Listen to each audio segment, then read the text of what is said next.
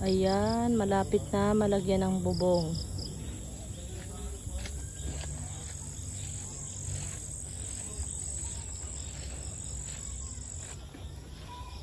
Ang ganda.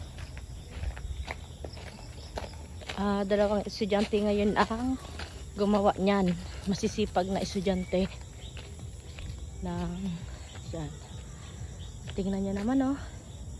Slanting kasi pag ganyan siya. Tapos yung kasugpon niya, saka na namin susugpunan ng mga poste doon sa kabila kapag fully tapos na tong kalahati. Para tapos-tapos tayo. Tapos-tapos lang. Mahirap kasi na puro lang simula. Tapos wala na tapusan. Puro lang poste. Tapos puro lang asintada, walang natapusan. Tingnan nyo naman, oh. Ang ganda. Ang pulido ng pagkagawa, oh. Kalain nyo yan, oh. Estudyante lang gumawa yan, pero grabe, oh. Ang ganda ng pagkagawa. Yan. Ito pa, oh. Slanting siya. Ito yung magiging kwarto namin. Yan ang magiging kwarto namin, CR at staff room.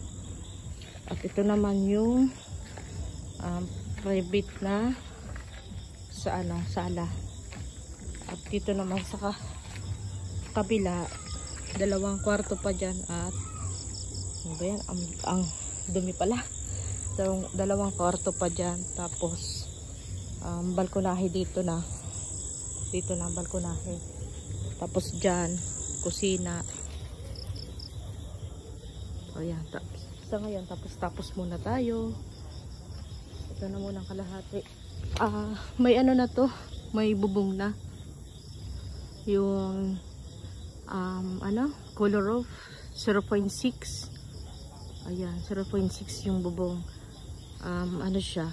Di ko alam kung anong size yun. Basta umabot siya ng 51,000.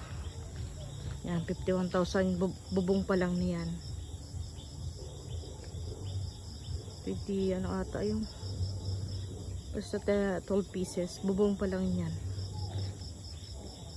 Magastos talaga magpabahay. Pero okay naman kasi yung pinili namin ibubong dyan, yung color of, yung matibay talaga, makapal. Para kung bibili ka kasi ng mga ganyan, no, bilis lang yan, 2 years, may kalawang na. Ay konti lang naman diferensya. Doon ka na sa matibay. Kaya kung magbububong kayo, wag na kayo maggumamit ng mga basta-bastang bubong katulad niyan. Dapat yung good quality na bubong. Yan, oh, bumbahan, ganun din ang namin. Kasi yun mga ganyan lang na bubong, 2 years lang yan, oh. Wala na yan. Madaling salita, sayang ng pera nyo.